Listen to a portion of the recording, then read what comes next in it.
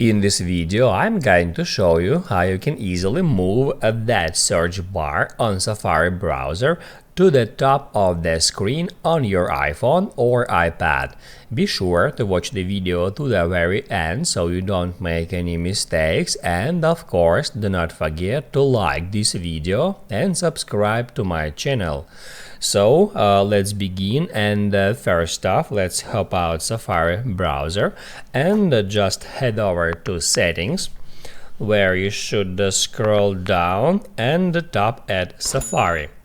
Then scroll down again until at tops you can find two different options. The first one, which is selected now, calls tab bar, and search bar in that case located at the bottom of the screen.